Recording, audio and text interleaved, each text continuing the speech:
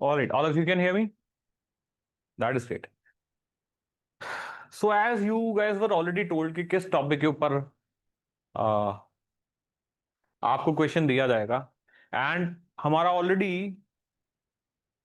हमारी जो क्लासेस चल रही हैं ऑलरेडी इन्हीं टॉपिक्स के ऊपर चल रही हैं, right? So we are already discussing about what we discussing about the Indian polity. Indian polity में मैंने प्रेम्बल बताया था, प्रेम्बल में मैंने सेकुलरिज्म आपको समझाया था, एंड सेकुलरिज्म में मैंने आपको थोड़ा सा बताया था western model and Indian model, negative secularism and positive secularism. I guess आप सभी को उतना समझ आया था। सो आई थॉट मैं आपको एक आंसर दूं, एक आंसर राइटिंग सेशन कंडक्ट करूं जिसमें we are going to discuss on the same lines कि how are you going to write the answer if it comes in the question paper. और ऐसा नहीं है कि ये जो टॉपिक है कोई नया टॉपिक है या फिर स्पेकुलेटेड टॉपिक है कि इसके ऊपर आपको क्वेश्चन आ जाएगा ना। इसके ऊपर ऑलरेडी 2 से 3 बार 4 बार यूपीएससी ने क्या किया है, क्वेश्चंस पूछे हैं। मेंस में पॉजिटिव सेकुलरिज्म नेगेटिव सेकुलरिज्म की डिबेट के बारे में क्वेश्चन आए हैं। देन फिर क्वेश्चन आया है Indian model of secularism and western model of secularism या फिर यूरोपियन मॉडल ऑफ सेकुलरिज्म। तो इनके ऊपर क्वेश्चन आपको बार बार पूछे जा चुके हैं और आने वाले टाइम में भी ये इंपॉर्टेंट रहेंगे। अब ये जो टॉपिक रेंज होती है ना, जैसे मैं हमेशा आपको बोलता हूं कि करंट के जो टॉपिक्स होते हैं वो बहुत ज्यादा होते हैं, एंड ये स्पेकुलेट करना बहुत डिफिकल्ट होता है कि किसके ऊपर क्वेश्चन आ जाएगा। लेकिन जो इजीएस्ट वे होता है नंबर हासिल करने का, मार्क्स हासिल करने का, वो होता है कि अगर आप स्टैटिक टॉपिक्स को आइडेंटिफाई कर लें, उनके ऊपर अपनी पकड़ बना ले कि इनमें से कोई भी क्वेश्चन आ जाए, कोई भी टॉपिक आ जाए, घूम के आ जाए, सीधा आ जाए, मेरा गलत नहीं होगा। अगर आप मेक श्योर करते हो कि आपके जो स्टैटिक पार्ट है, जो स्टैटिक टॉपिक है, आपको अच्छे से समझ आ रहा है एंड आपने प्रिपेयर किया, एंड उसमें से कुछ भी आपको क्वेश्चन आ जाए तो आपका गलत नहीं होगा, देन बिलीव मी आप बहुत नजदीक आ गए एग्जाम को क्रैक करने के लिए।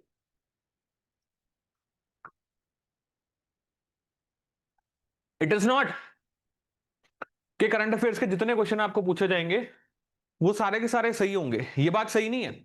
करंट अफेयर्स के जितने क्वेश्चन आपको आएंगे, चाहे वो लिंक हो गए हैं किसके साथ, आपके स्टैटिक के साथ या अदरवाइज, वो आप सारे अटेम्प्ट नहीं कर पाओगे। मतलब अटेम्प्ट तो ऑफ कोर्स कर पाओगे, मेरे कहने का मकसद है कि आप उतनी अच्छी तरह नहीं लिख पाओगे जितनी अच्छी तरह आप उन टॉपिक्स को लिख पाओगे जो स्टैटिक है। और कैसे आइडेंटिफाई करते हैं हम स्टैटिक, कौन सा इंपॉर्टेंट है कौन सा नहीं इंपॉर्टेंट, अपना सिलेबस और प्रीवियस ईयर देख के। अब ये जो टॉपिक था उन्हीं में से एक टॉपिक था कि जो बार बार क्या है क्वेश्चन जिसके ऊपर पूछा गया। तो क्या क्वेश्चन था? Question was how is the Indian concept of secularism different from the western model of secularism, discuss. तो आपको क्या बोला गया, 2018 में इसको पूछा गया।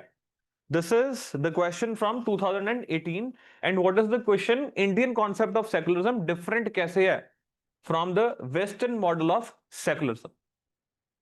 जब भी क्वेश्चन लिखना है ऐसा ही से आपको क्या करना है कि वर्ड्स को आइडेंटिफाई कर लेना है। कीवर्ड कहां पर, यहां पर क्या है, how is the Indian concept of secularism. So keyword is Indian concept of secularism. दूसरा कीवर्ड क्या है? No, different. Different is the second keyword. अगर यहां होता how Indian secularism is related to the western secularism, फिर related different दोनों अलग अलग चीजें हैं ना।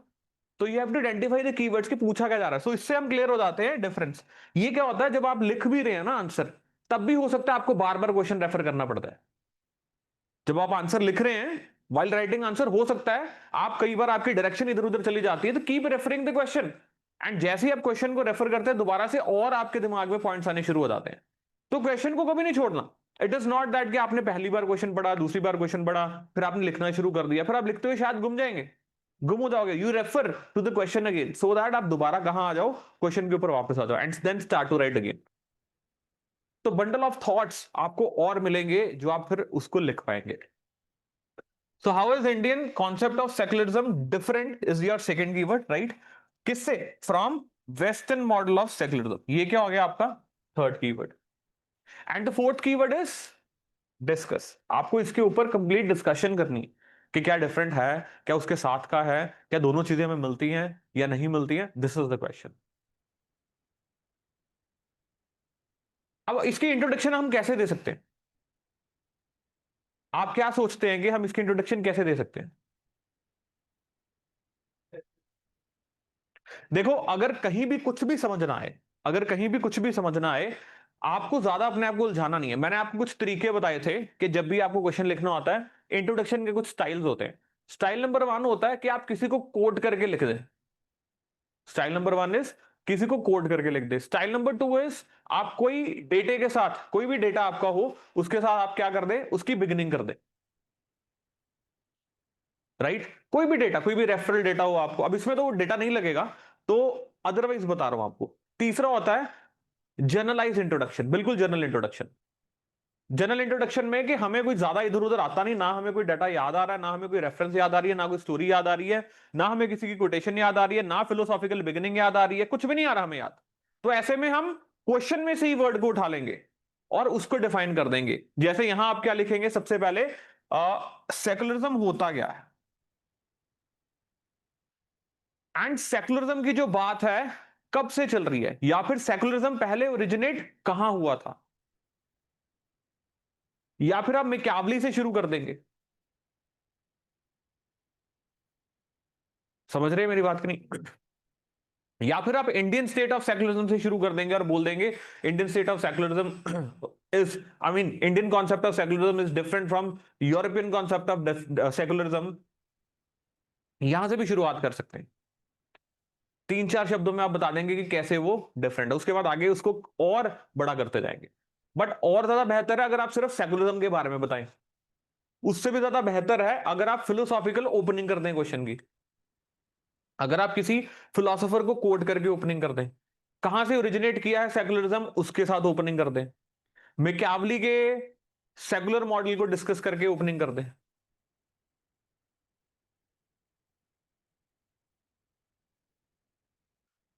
अब हम में डिफरेंस क्या है, जब हम बात करते हैं यूरोपियन सेकुलरिज्म में और इंडियन सेकुलरिज्म में, हमें डिफरेंस क्या नजर आता?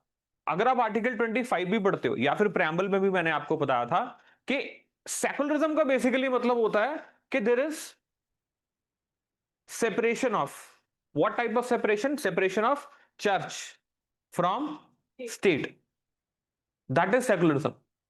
अब ये सेपरेशन हमें चाहिए क्यों? आप यहां आगे इसको शुरू कर सकते थे। यूरोप में तो स्ट्रिक्ट सेपरेशन की बात की गई कि रिलीजन जो है वो आपके पर्सनल स्फीयर में रहना चाहिए, बिल्कुल भी बाहर नहीं आना चाहिए। You keep it to your personal life, publicly आप रिलीजन को डिस्प्ले मत कीजिए। ना ही स्टेट का कोई धर्म है, ना ही स्टेट जो है किसी भी चीज में इंटरवीन करेगा। एक शब्द होता है जिसको हम बोलते हैं value neutrality.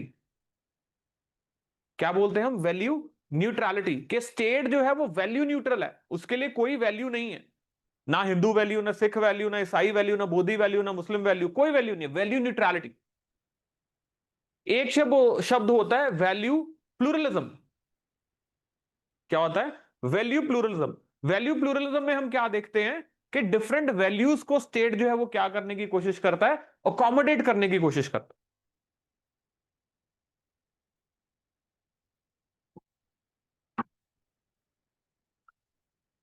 I am good guys, I am good, how are you all? ठीक है, सो यहां तक समझ आया सभी को?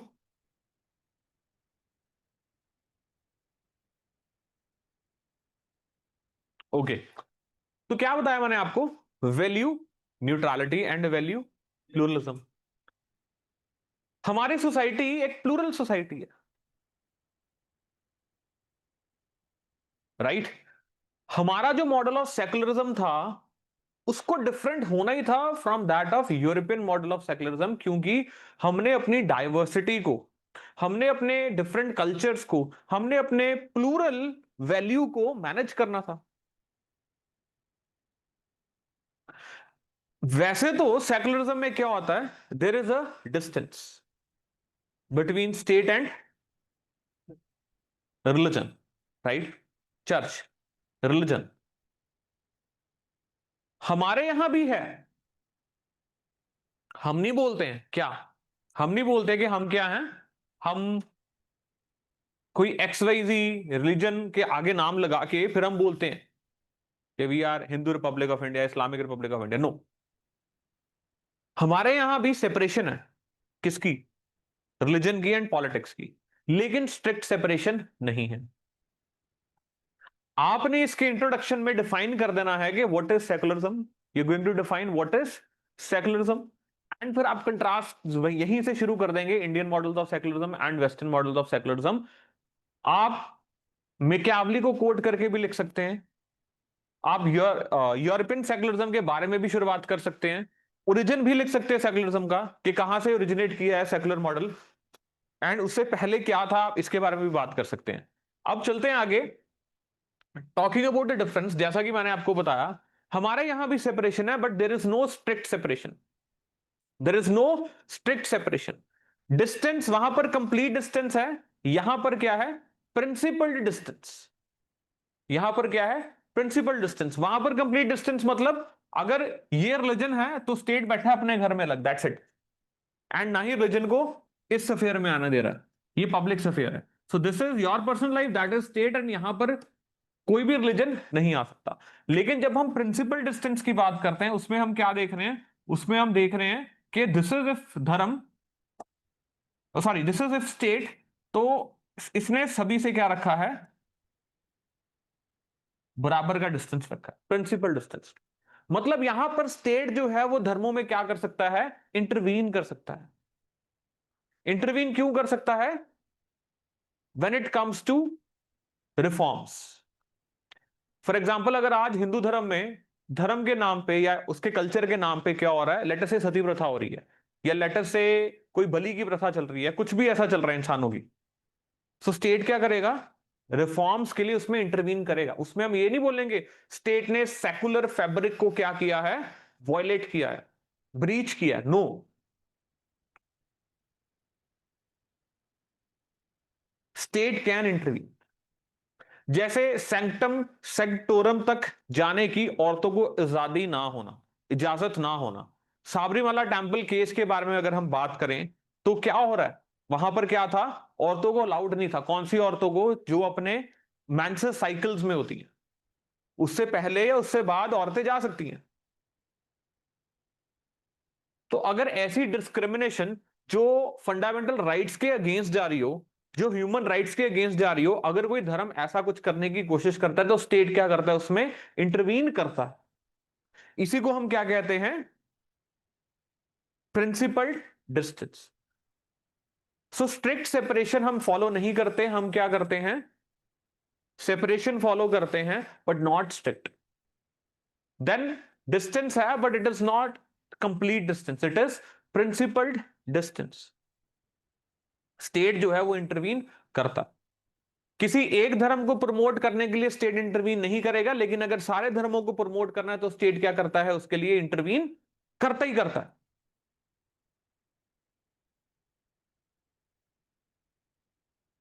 आई बात समझ के नहीं? तो what are you going to do, आप चार्ट बना के भी इसको देख सकते हैं, you can make a chart, chart बना के, या फिर आप पैराग्राफ फॉर्म्स में क्या कर सकते हैं, सेकुलर मॉडल को लिख सकते हैं, Indian secularism and that of western secularism with. अच्छा, अब आंसर को एनरिच कैसे करना है, आंसर को एनरिच किया जा सकता है अगर आप कॉन्स्टिट्यूशन की प्रोविजंस डाल दें, अगर आप प्रेम्बल के बारे में कुछ लिख दें, या फिर इंडिया की फिलॉसफी से लिंक्ड कुछ लिख दें। इससे क्या होता है, आपके आंसर्स क्या हो जाते हैं, एनरिच। करंट एग्जांपल्स अगर आप लिख देंगे तो आपके आंसर क्या हो जाएंगे, एनरिच हो जाएंगे। पढ़ने वाले को भी लगेगा यार सेकुलरिज्म भी एक्सप्लेन कर रहा है और उसके साथ साथ वैल्यूज भी बता रहा है, it is going so good, मजा ही आ गया,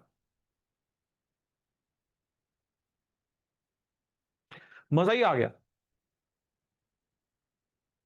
आई यू गेटिंग मी और नॉट? तो अगर इस फॉर्म का आंसर है आपका तो बेहतर। इंट्रोडक्शन, बॉडी, अभी तक बॉडी की है हमने, कंक्लूजन पे नहीं पहुंचे। नाउ ऐसे क्वेश्चंस को आप कंक्लूजन तक कैसे लेकर जाएंगे, हाउ यू, अच्छा मॉडल आंसर भी डिस्कस करेंगे, अभी तो मैं आपको डिफाइन कर रहा हूं, this is what ever I am telling you is part of model only, but अभी इसके बाद भी हम कंप्लीटली देखेंगे कि, और ये दे भी दूंगा आपको। तो नेक्स्ट मैंने आपको क्या बताया कि इसमें आप कंक्लूजन क्या लिखेंगे, वो तो बिल्कुल ही एक तरह से जो कल्चर है that is completely negative sense, पर हमारे मुल्क में इतनी नेगेटिव सेंस में सेकुलरिज्म को नहीं लेकर जाया जा सकता। वहां पर तो मैंने आपको एक कल केस भी बताया था which was related to a magazine और जर्नल, चार्ली हेब्डो केस, जिसमें मैंने बताया था वो ब्लास्फेमस एक्ट करते थे हर एक धर्म से रिलेटेड, और उनके ऊपर टेररिस्ट अटैक भी हुआ था। एंड वो क्यों कर रहे थे? In the name of freedom. And state भी नहीं रोकता था। स्टेट क्यों नहीं रोकता था? क्योंकि स्टेट इंटरवीन करता ही नहीं। यहां नहीं ऐसा हो सकता, क्योंकि हमारी सोसाइटी का जो फैब्रिक है, जो कल्चर है, वो वैसा नहीं है कि इस फॉर्म ऑफ फ्रीडम को भी क्या कर ले, एक्सेप्ट कर ले और इतनी ज्यादा छूट दे दे और इतनी ज्यादा सेपरेशन हो जाए। इसलिए हम क्या बोलते हैं? Positive secularism. जैसे हम negative liberty and positive liberty की बात करते हैं, नेगेटिव लिबर्टी में कोई रिस्ट्रेन नहीं होता, नेगेटिव लिबर्टी में कोई भी रुकावट नहीं होती, it is absence of restrain. अगर मैं बोलूं liberty is absence of restrain, तो मैं क्या बोल रहा हूं? It is negative liberty. और अगर मैं बोलूं liberty is not only absence of restraint, it is, yeah, it comes with some sort of reasonable restrictions. तो मैं क्या बोल रहा हूं? This is positive liberty. And ये जो रीजनेबल रिस्ट्रिक्शंस है वो इंसान नहीं लगाते हैं, वो कौन लगाता है? स्टेट लगाता है, लॉ लगाता है। तो स्टेट क्या कर रहा है? आपको इनेबल भी कर रहा है कि आप पूरी तरह लिबर्टी क्या कर पाए? एंजॉय कर पाए। That is positive liberty.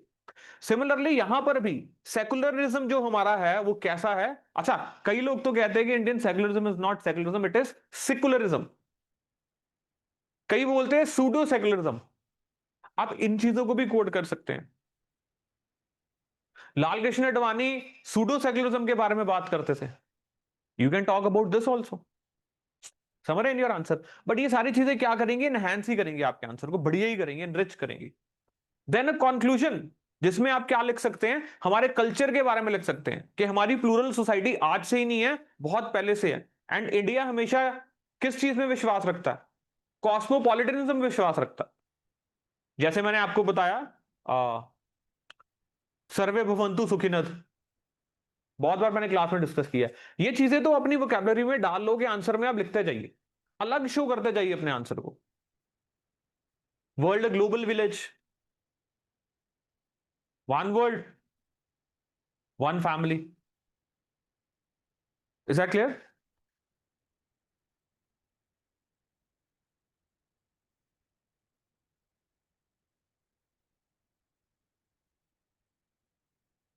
हाँ बिल्कुल, आप कोट कर सकते हैं सिमरन, कर सकते हैं आप कोट। पर किस कॉन्टेक्स्ट में कोट कर रहे हैं ये मैटर करेगा, कि वो सिंक में जा रहा है आपके आंसर के साथ कि नहीं जा रहा है। That is nice, this is good Prabhjeet. कोई बात नहीं करें, I just see to your answer then will let you know. नहीं, चैलेंजेस ठीक डाल के कोई ब्लंडर नहीं किया आपने, you can write that also, कोई ब्लंडर नहीं है। हाँ, अगर keywords are missing and conclusion is, यार मैंने तो स्ट्रक्चर आपको बिल्कुल क्लियर कट बताया हुआ है। इंट्रोडक्शन बता दी किस तरीके से करनी है, आप इधर उधर ढूंढते क्यों इंट्रोडक्शन? अपने दिमाग कंडीशन ही इस तरह से कर लो। आपने कभी गियर्स वाला स्कूटर ड्राइव किया है? तो उसको क्या करते हो? अपने दिमाग को कंडीशन किया होता है ना कि पहले पहला गियर ही डलेगा, ऐसा तो नहीं और चौथा गियर डाल देते हो। गियर तो आपके पास चार पांच ही होते हैं ना, तो फिर आप कंफ्यूज क्यों नहीं होते? क्योंकि पता है ना अपने आप को कंडीशन किया पहले ही गियर डालना है। तो ऐसे इंट्रोडक्शन में अपने आप को कंडीशन कर लो क्या, कि अगर डेटा है तो डेटा से शुरुआत कर देनी है, अगर कोई कोट है तो कोट से शुरुआत कर देनी, कोई फिलोसफर है तो फिलोसफर से शुरुआत कर देनी, कुछ भी नहीं है तो जर्नल कीवर्ड उठा के शुरुआत कर देनी है, खत्म। Introduction is not a problem. Conclusion में जाना तो कंक्लूजन कैसे करना है? हमने हमने इंडिया के विजन के साथ लिंक करके कर देना है, गवर्नमेंट के कोई विचार के साथ लिंक करके कंक्लूजन कर देना है, अपने कल्चर के साथ, अपनी कोई टेक्स्ट से, रिलीजियस टेक्स्ट या कोई भी जो बहुत पॉपुलर टेक्स्ट है उनसे कोट करके लिख देना है, कोई फिलोसॉफिकल एंडिंग दे देनी है, बस खत्म। पॉजिटिव नोट पे सस्टेनेबल डेवलपमेंट गोल्स हैं उनका इस्तेमाल करना है, कॉन्स्टिट्यूशन है उसका इस्तेमाल करना है, पॉलिटी के हैं तो हमने इस्तेमाल करना है, सुप्रीम कोर्ट की जजमेंट्स को इस्तेमाल करना है, हमने कमेटीज कोड करने की कोशिश करनी है। इसमें तो चलो नहीं कर रहे, वैसे बात कर रहा हूं, कमेटीज को कोड करने की कोशिश करनी है, रिफॉर्म्स किसी ने रिकमेंड किए हैं उसको कोड करने की कोशिश करना है, संविधान की प्रोविजन डालने की कोशिश करनी है, प्रेम्बल यूज कर सकते हैं, डायरेक्टिव्स यूज कर सकते हैं, फंडामेंटल राइट्स यूज कर सकते हैं, विजन यूज कर सकते हैं कॉन्स्टिट्यूशनल मेकर्स का। इंटरनेशनल पॉलिटिक्स की बात करेंगे तो इंडिया का विजन, इंडिया क्या चाहता है, कैसा चाहता है, क्यों चाहता है, ये बेसिक चीजें हैं जो आप आंसर्स में लिख सकते हैं। कुछ नाम याद कर लीजिए, फिलोसफर्स के कर लीजिए, कोई बड़ी पर्सनालिटीज के नाम याद कर लीजिए, कोई स्टेट्समैन के नाम याद कर लीजिए, ज्यादा इंडिया के कर लीजिए, थोड़े से बाहर के कर लीजिए, बस खत्म। आपके पास सारा सामान तैयार है, डालते जाओ, अब जो मर्जी डिश बनाओ आप। This is your salt, this is your chilli, these are your मसाले जो आपके पास तैयार चाहिए। फिर जो मर्जी डाल के बनाते जाना बनाते जाना बनाते जाना, पर अगर है ही नहीं, पता ही नहीं किसमें क्या डालना, तो फिर क्या करोगे? तो वहीं पर प्रैक्टिस काम आती है। Is that clear? ओके, चलिए अब देखते हैं how is Indian concept of secularism different from the western model of secularism. So secularism in its broadest sense refers to the separation of religion from the affairs of the state. Simple. बिल्कुल simple है ना। However, interpretation and application of secularism vary across countries based on historical, culture and social context. अब क्या है historical, cultural and social context हमारे different है। हम multi cultural society हैं, हम प्लूरल सोसाइटी हैं, हमारे यहाँ डाइवर्सिटी है। एक कॉमन एथनिसिटी के लोग नहीं है यहाँ पर, एक कॉमन धर्म के नहीं है, कॉमन लैंग्वेज के नहीं है, कॉमन कल्चर के नहीं है, कॉमन जगह के नहीं है ना। इसलिए तो हम बोलते हैं India is a nation in making, India still not a nation. Is that clear? So India's version of secularism differed significantly from the Western model, particularly that of countries like United States or France. अगर European countries की बात करें, now Western secularism emerged from the struggle against what? Dominance of the church over the state, particularly in post-enlightenment Europe. If you remember, we have discussed this in the classes also, कि वहां पर मिक्यावली ने secularism की बात करनी क्यों शुरू की थी?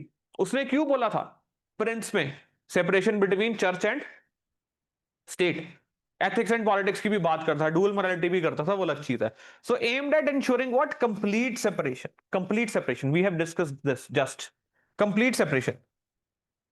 So example in France, let's say, enforces strict non-interference of religion in public affairs. अब Indian secularism evolved in the multi-religious, multicultural society where religion was deeply embedded in the public and the private life. We have witnessed that.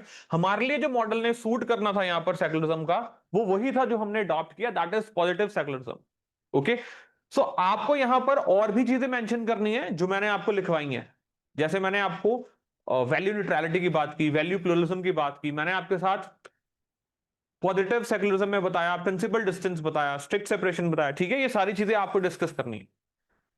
State is neutral and non-interventionist in religious matter. Religious symbols like crosses or hijabs are often banned in the public institutions. Example in the France, ना turban allowed, ना kirpan carry करना allowed, ना हिजाब allowed, ना बुर्का allowed, वहां पर नहीं allow करते। इंडियन मॉडल में state is expected to be equidistant, impartial towards all religion. So principle distance समझ गए? These are your keywords, principle distance. लेकिन ऐसा नहीं है किसी से ज्यादा डिस्टेंस, किसी से कम डिस्टेंस, सारे धर्मों के साथ बराबर का डिस्टेंस। और ऐसा नहीं है सिर्फ हिंदू धर्म में इंटरवीन किया जाएगा रिफॉर्म्स के लिए, मुस्लिम धर्म में भी किया जाएगा रिफॉर्म्स के लिए। Okay, the Indian state can and does intervene in religious matters to ensure what? Social reforms. Example, abolition of untouchability, regulation of religious trust, etc. So promotes sarvadharm sambhav, equal respect to all religion. Very much important, very very much important, very much important.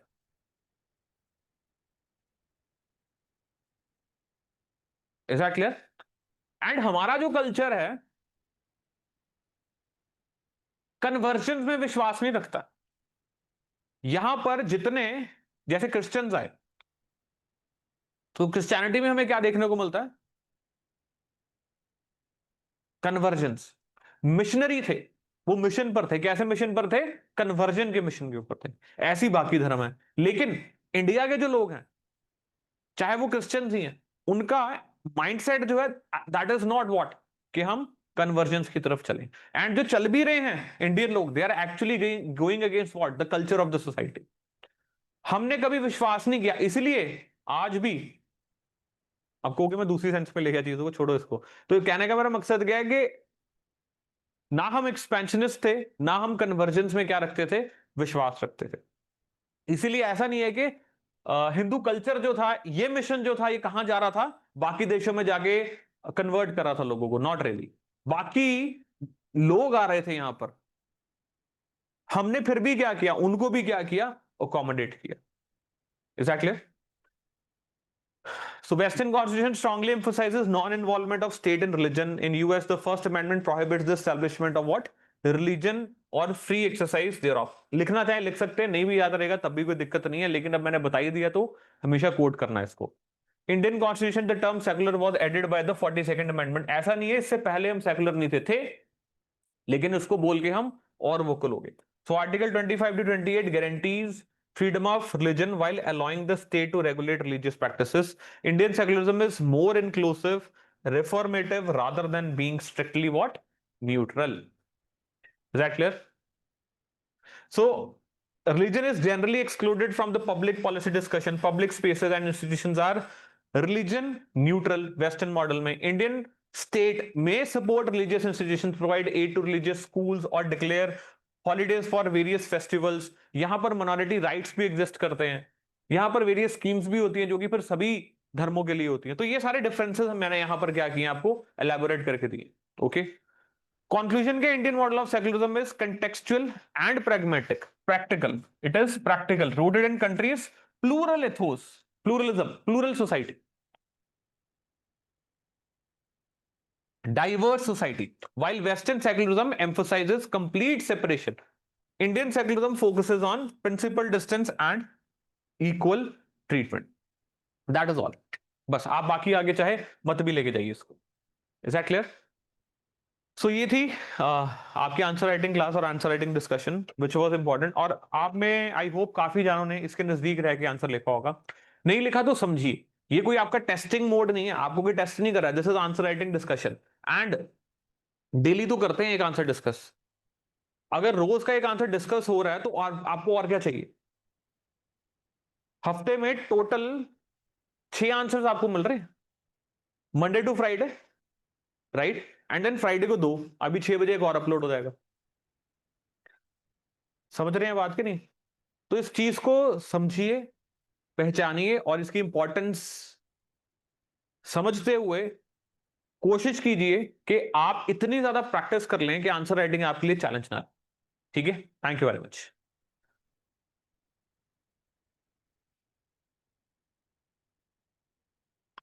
ठीक है Simran, thank you जी.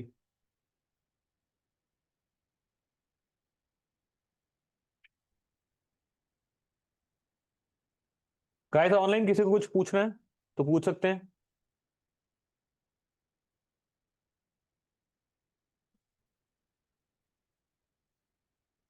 हाँ जी, हाँ जी, बिल्कुल.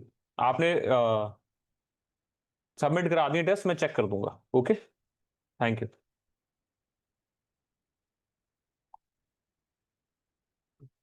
एक minute.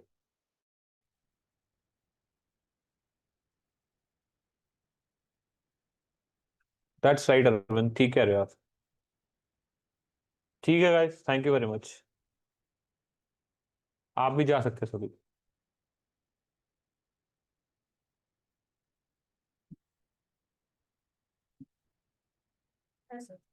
Bye bye. बाहर.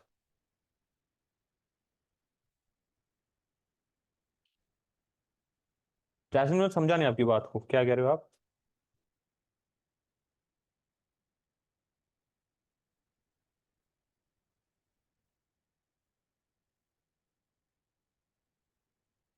हाँ जी. कौन सा. ये वाला. एक मिनट.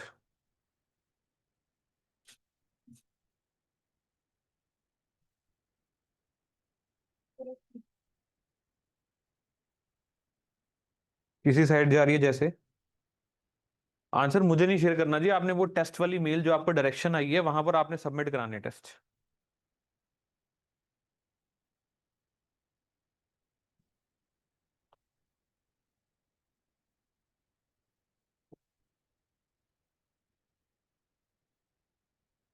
चलो, दैट इज गुड.